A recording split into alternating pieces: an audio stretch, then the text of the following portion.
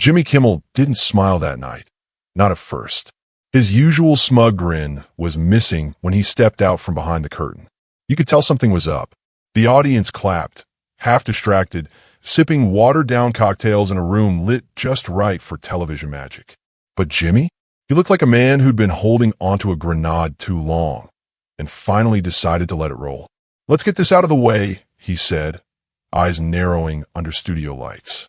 "If Donald Trump is watching tonight, and he is, because let's be honest, what else does a guy with 91 indictments and no Spotify playlist do with his time?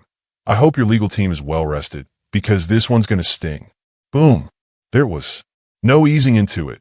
No polite jokes about weather or celebrities in rehab. He went straight for the jugular, and the crowd felt it. They erupted, not in polite laughter, but in that rowdy kind of holler that says, "Finally, someone said it out loud." Quick question before we go further.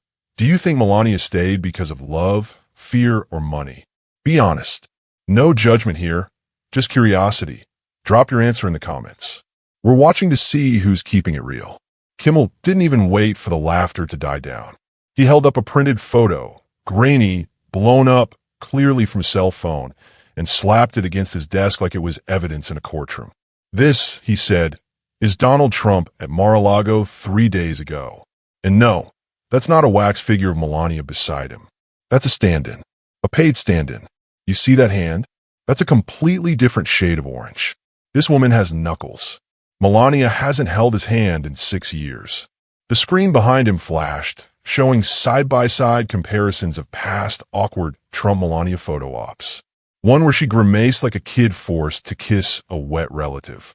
Another where she yanked her hand away mid-step. And then the Mar-a-Lago photo. Mysterious woman in blue, sunglasses too big, posture too perfect. "She's not even blinking in the sunlight," Kimmel said, waving the photo in the air like a flag. "This is a woman who has been briefed by the CIA or brainwashed by Ivanka.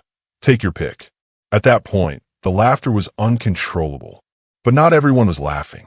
Back in Florida, sources said Trump was watching from his favorite gold-plated recliner, wearing his old MAGA bathrobe and throwing ketchup packets at the screen.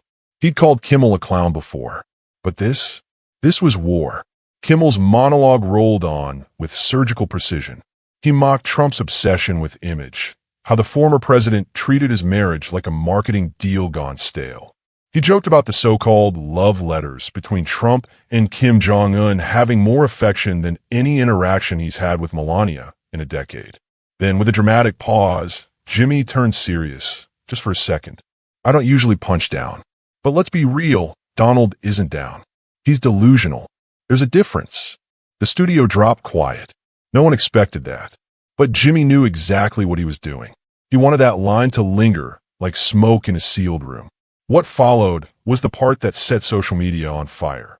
With a sly grin, Kimmel said, "I'm not saying Melania is trying to escape, but if anyone sees her blinking SOS in Morse code during a Christmas event, please contact authorities." The punchline hit like a sledgehammer. Hashtags exploded.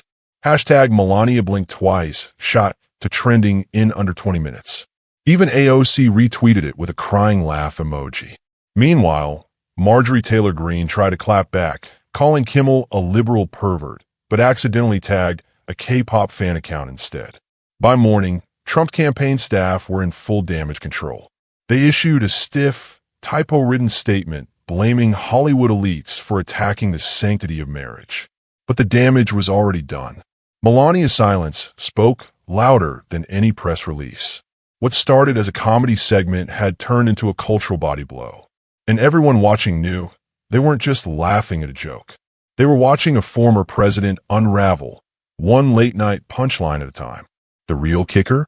Jimmy wasn't finished. Not by a long shot. It began with a chair. An empty one. January 6th had come and gone.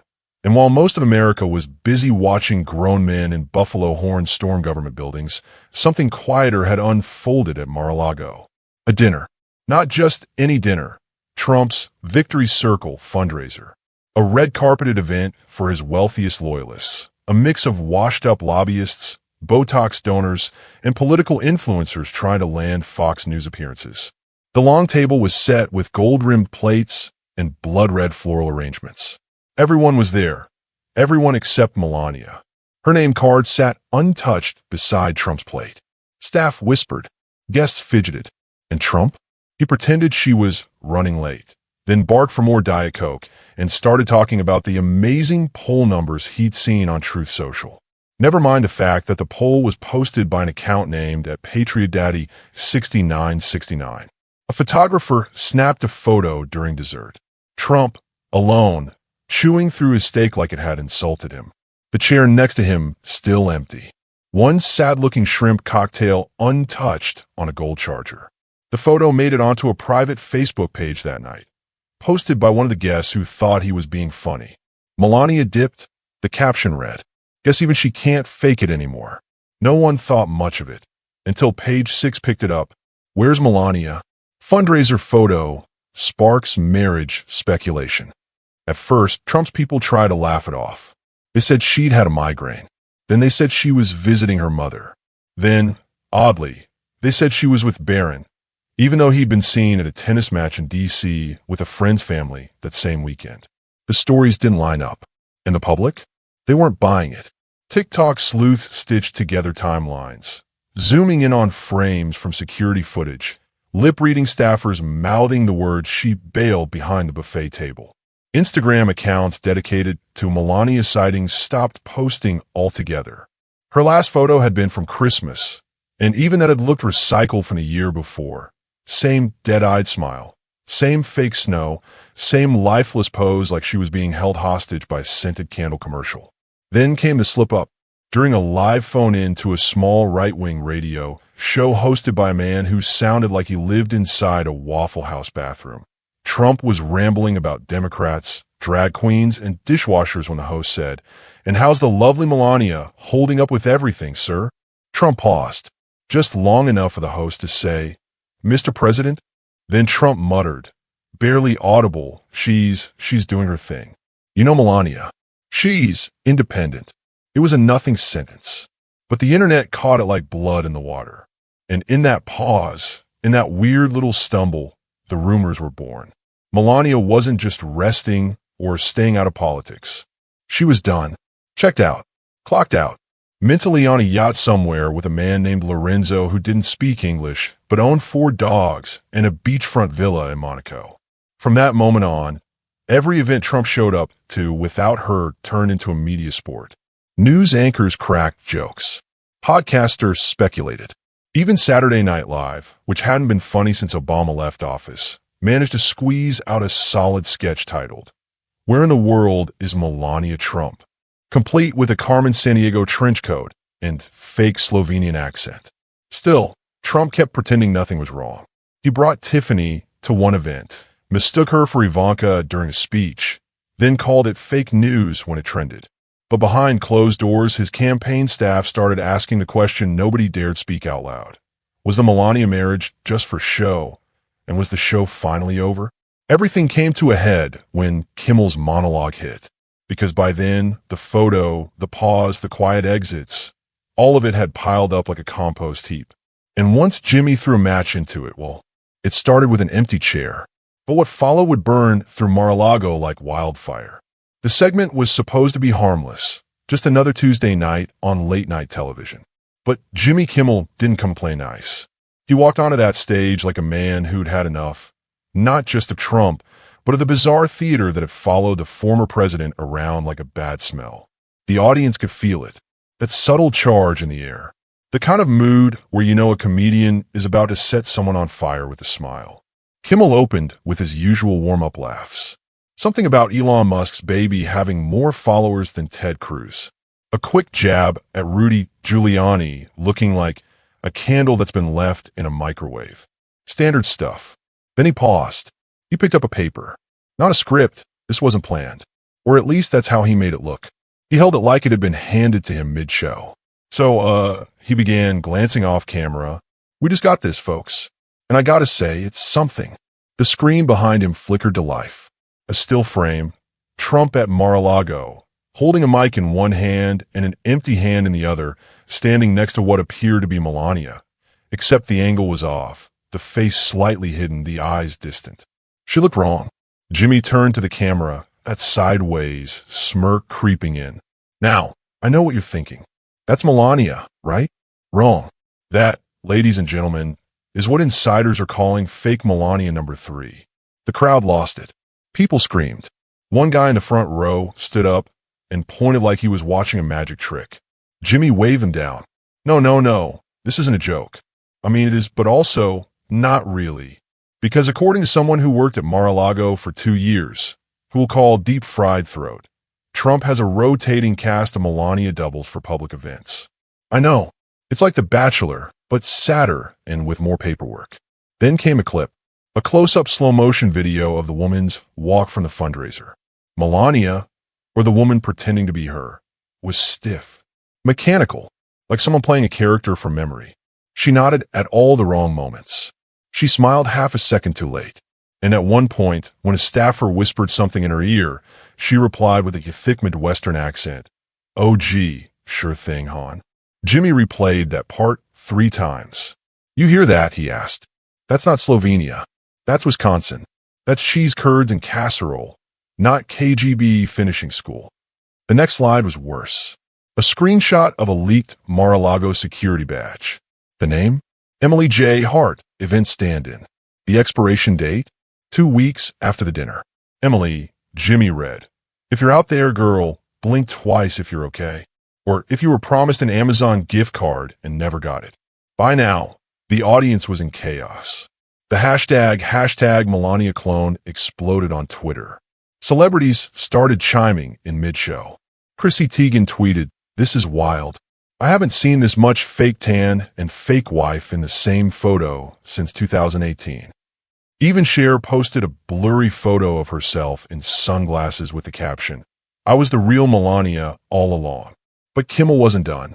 The final blow came when he played a voice memo.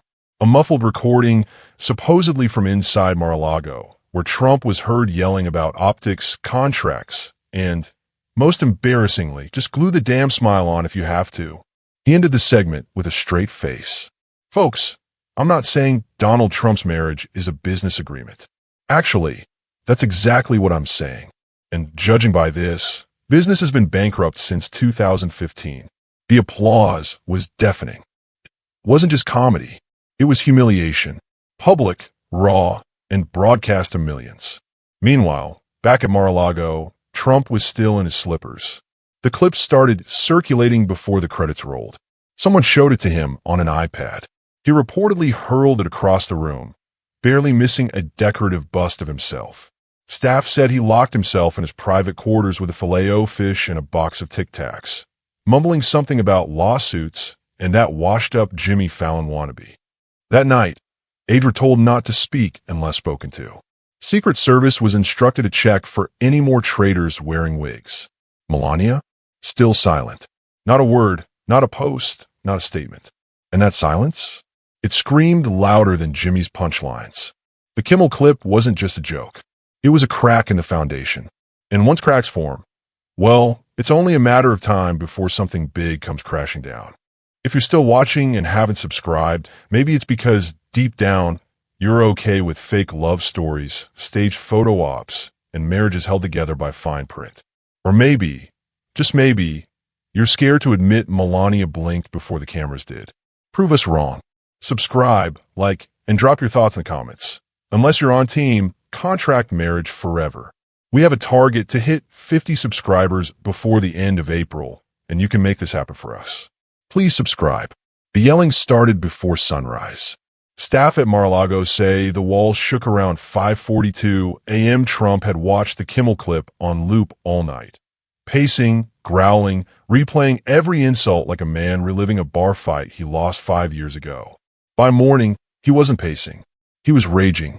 "I made late-night television," he shouted at no one in particular, waving his phone like it owed him money. "I built that entire industry. These guys were nobodies before me. Kimmel was a puppet. Now, he's mocking my wife. That's it. That's the line. He crossed it." Trump's voice cracked. He hadn't yelled this hard since someone accidentally handed him a regular Coke in 2017. Aides rushed in, half-dressed, one still chewing a breakfast burrito. None of them wanted to be the one to say the obvious. Kimmel had gone viral. Again, and this time, Trump wasn't trending for his policies or lawsuits. He was trending for being publicly dumped by a woman who hadn't said a word. He spun toward his comms director, who had just finished buttoning his shirt. "I want a statement. A strong one. Stronger than that sad little letter we did when Bette Midler called me a fat clown. This one is bite. I want him finished." The aide nodded, trying not to make eye contact. Trump turned to another staffer, one who hadn't spoken in 3 months, but happened to be holding a tablet. "Pull up Kimmel's sponsors. I want names. I want addresses. I want to tweet every one of those weak corporate scumbags. I don't care if it's toothpaste or dog food. They're on my list." The air was thick, not from drama, just from the constant smell of tanning spray and cold fried chicken, which Trump had demolished somewhere around 3 a.m. He paced again, dragging his feet across the Persian rug like a kid mad at his parents. "You know who should be doing something?" he muttered. "DeSantis. He calls himself my guy, but he's silent.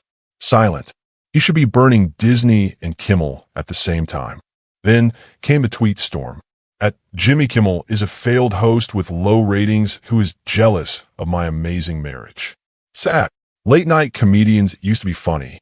Now they're nasty hacks. Jimmy should worry about his own wife, and then the one that made his staff go pale. Melania has never been happier. She tells me that every day. Ask anyone. That tweet went up at 6:12 a.m. It was deleted at 6:18, but not before screenshots flooded the internet. Within an hour, CNN ran a headline that simply read, "Melania has never been happier? Says who?" Twitter was worse. Hashtags popped up like mushrooms after a storm. Hashtag Happy Melania Challenge. Hashtag Ask Anyone. Hashtag Melania Blink Twice. Even TikTok got in on it. Users stitched the clip with fake Melanias giving stiff nods while dubbed voiceovers said, "Yes, Donald. I love the Trump Tower basement. So romantic." Meanwhile, back at Mar-a-Lago, Trump demanded a press conference. "Let's go full nuclear," he barked. "I want flags. I want eagles. I want the big one, the podium with the gold trim. No press is coming here today," one brave intern said softly. "It's just not on the schedule." Trump stared at him like he'd spoken Russian. Then he turned to his reflection in the mirror, adjusted his hair, smiled once. It didn't reach his eyes. "Fine. No press? Then I'll do it myself." 10 minutes later, a blurry selfie video appeared on True Social. Trump, in a red golf polo, sweat stains forming, face puffier than usual. "Hello, everyone. Fake news is at it again. They're trying to hurt my beautiful wife, Melania, who, by the way, is right here in the room. You can't see her, but trust me, she's clapping. She's very proud of me. Aren't you, Melania?" He paused. Then, pretending to hear something off camera, he nodded like a kid with an imaginary friend. "She says yes. Very proud." The internet lost it. One TikToker reenacted the video holding a broom in a wig. Others added fake voiceovers with lines like, "Yes, Donnie. I'm so proud. Please don't deport me." By noon, Jimmy Kimmel released a statement via meme. It showed a screenshot of Trump's tweet with a caption, "Melania has never been happier." The lie detector determined that was a lie. Trump's meltdown wasn't private anymore. It was televised, meme-feed, trending, mocked, and dissected. But the worst part? No one on his team dared tell him Melania had left Mar-a-Lago 2 nights before, quietly, with one suitcase and no security escort. She hadn't checked in since. And Jimmy? Jimmy had just lit the fuse. The blast had barely begun. The thing about secrets is they usually don't burst out. They leak. Quietly, slowly, like syrup down a tilted plate. And the leak that finally drenched Trump came from a most unlikely place. A bitter ex-staffer with a long memory and a grudge the size of Mar-a-Lago's property tax bill. Her name was Loretta Chase. She used to be one of Melania's personal assistants back in the early White House days. Prim, polite, and practically invisible, until she was quietly fired in 2020 after allegedly giving Barron a book titled, "So Your Parents Are Liars." She vanished from public view for years. But when the Kimmel chaos exploded, Loretta reemerged on a shady podcast called The Patriot Snitch, hosted by 2 men who think masks cause infertility and still ask their moms to proofread their tweets. But this time, Loretta wasn't joking. "You want to know why Melania hasn't left?" she said, voice crackling through cheap headphones. "Because she can't. She's on contract." The hosts blinked like stunned squirrels. "Contract? Marriage contract," Loretta repeated, sipping something thick from a pink mug. "Ironclad and humiliating." Then came a bombshell. According to Loretta, and backed up by 3 other former staffers, who remained anonymous but apparently included a security guard named Tito and a woman who used to refill the mints in the East Wing, Melania's prenup wasn't just a financial document. It was a performance agreement. Here's what was allegedly in it. Minimum public appearances per quarter, with bonuses for campaign rallies and Christmas events. One-on-one interviews strictly forbidden unless pre-screened by trusted allies. Wardrobe guidelines for state events to match classic First Lady standards. Whatever that meant to Trump. And the kicker. Affectionate displays are required during televised events no fewer than three times per calendar year. 3 times a year. That's it. That was the quota. Hug him here, hold his hand there, maybe fake laugh at a press event, and collect the check. And she had been hitting the minimum like a tired employee waiting for retirement. Within hours, the contract wife story spread like wildfire. Kimmel ran another segment on it, this time featuring a mocked-up version of the contract, complete with highlighted clauses and exaggerated fine print like subject to immediate termination if seen visibly grimacing during the national anthem. Even The View took it for a spin. Joy Behar couldn't stop laughing. Whoopi made a face like she had just bitten into something sour and said, "So she's not a first lady, she's a seasonal employee." The studio audience screamed, but didn't end there. A former Trump family lawyer, clearly drunk on something smooth and imported, went on MSNBC under a blurry webcam and said, "I'm not saying that document exists, but let's just say nobody ever saw her at an event she wasn't required to be at." The internet went nuts. Hashtags like hashtag 3 times year, hashtag Melania Claus, and hashtag Trump prenup files took over. Someone made a website that let you schedule fake Melania appearances for your birthday party, complete with a drop-down to select handshake, wife nod, or frozen smile.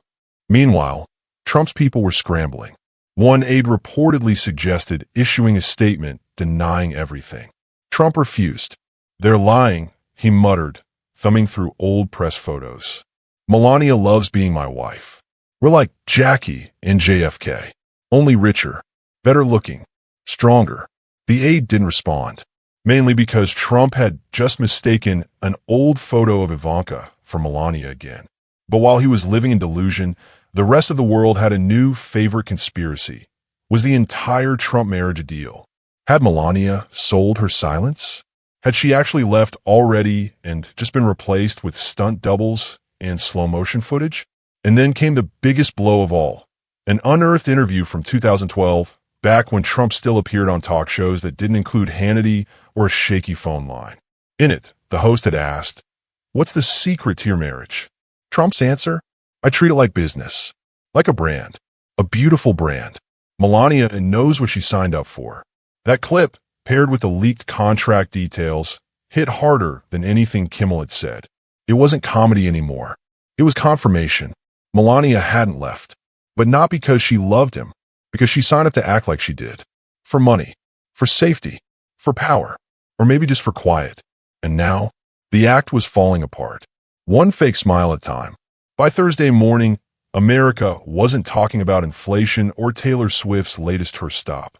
No, the country was stuck in the kind of cultural fistfight it hadn't seen since Kanye decided to interrupt award shows like they were open mic nights. But this wasn't about music. This was personal. This was Trump. And this was war. The leaked Melania clause had sent shockwaves through the press. But it was Hollywood that dropped the first actual grenade. Late-night hosts lined up like it was open season. Stephen Colbert came in swinging, opening his show with a skit where actors auditioned to play Melania stand-in number 4. One wore a Halloween wig and just stared into the camera while chewing gum. Another said, "I love Donald," in the tone of someone choosing between tax fraud and food poisoning. Colbert leaned forward and said, "You know it's bad when even SAG-AFTRA won't claim these performances." Seth Meyers followed up with a segment called Contractually Obligated Love, the Trump marriage musical. A Broadway-style dancer in heels sang lines like, 3 hugs a year and I keep the penthouse. Just smile through the horror and pretend he's your spouse. Even Trevor Noah, who'd been quiet lately, came back from vacation just to weigh in. He stood under a screen that read hashtag Melania Minimum and said, let's be honest, folks.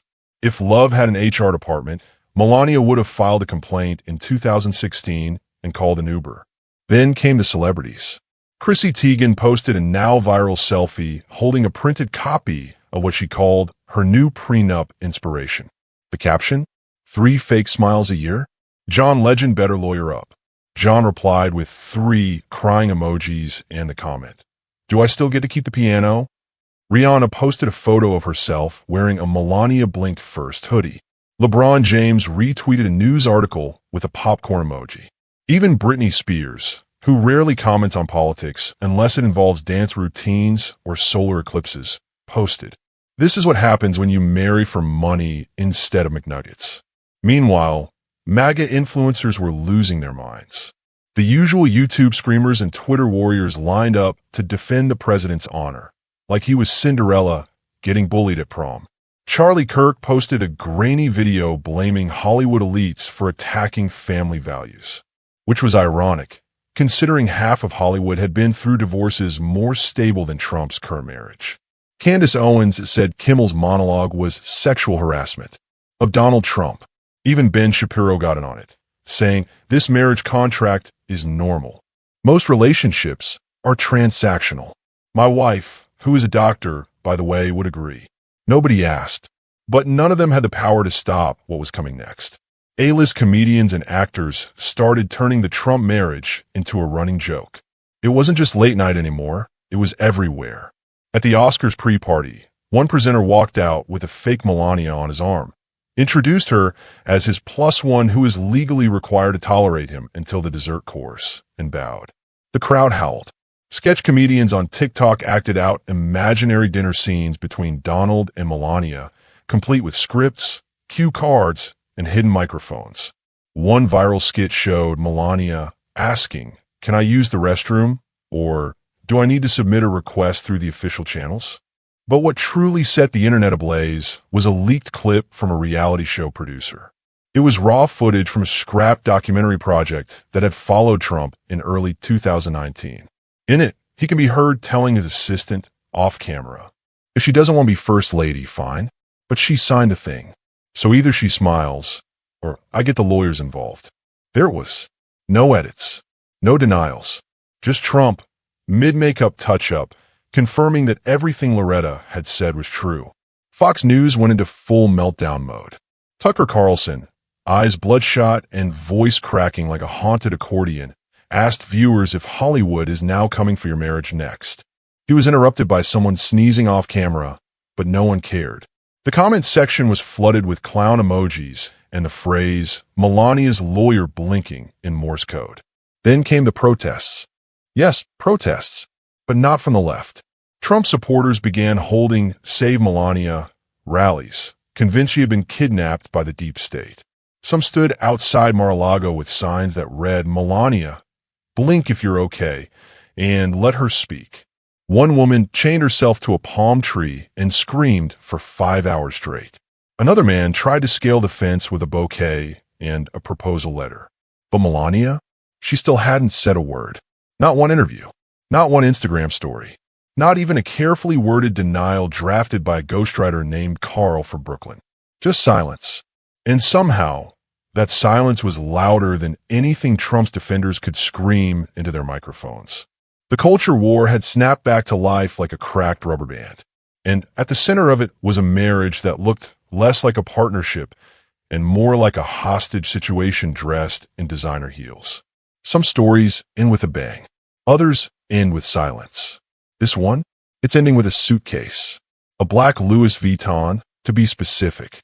Spotted by a staffer near the back entrance of Mar-a-Lago at exactly 2:47 a.m., wheeled, zipped, and standing upright like it was waiting to be called to freedom. No cameras, no press. Just the quiet hum of night and the distant shuffle of heels against marble. She didn't leave with a motorcade. No limo, no fanfare, not even a whisper to the press.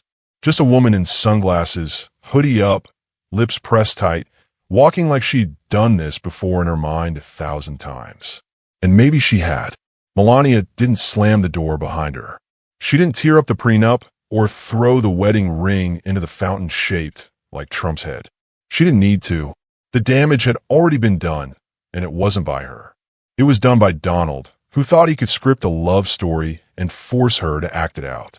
But you can only fake warmth for so long before your eyes give it away. And hers gave it away years ago. No one could say where she was headed. New York? Slovenia? A private island paid for with hush money and silent nods? No one knew. But one thing was clear, she was done pretending. Hollywood wasn't the reason this all fell apart. Jimmy Kimmel didn't break up the Trump marriage. The real punch came from inside the gold walls, from the fake smiles, the forced handholds, the contract that treated affection like a tax-deductible service. And now, the man who once stood on a debate stage and said, "Nobody respects women more than me," was pacing his resort, red-faced and alone, trying to draft a statement that didn't sound like begging. Because the truth? Melania doesn't need to post a selfie or tweet a quote. Her silence is the press conference. Her absence is the headline. And that suitcase by the service door, that's the final monologue. And don't be shocked if, one day soon, she shows up at a cafe in Paris or a gala in Milan, smiling for real. Maybe not with a new man. Maybe just with peace. Maybe just with herself. So now, let me ask you something real. Are you still watching this and not subscribed? Because let's be honest, if you made it this far and still haven't clicked that button, maybe you're okay with fake marriages, reality TV politics, and orange men with microphones yelling at mirrors. Or maybe you just like living in denial, like Trump watching reruns of himself on Fox News. But if you believe in truth wrapped in comedy and tea served with no filter, then hit that subscribe button. Like this video, drop a comment. Let us know where you're watching from. Nigeria? Brooklyn? Slovenia, even? Don't be shy. And most importantly, tell us this. Do you think Melania planned this escape years ago, or did Jimmy Kimmel finally give her the push she needed? Either way, one thing's certain, we haven't heard the last from her. And trust me, when she finally speaks, Trump might wish she'd stayed quiet forever.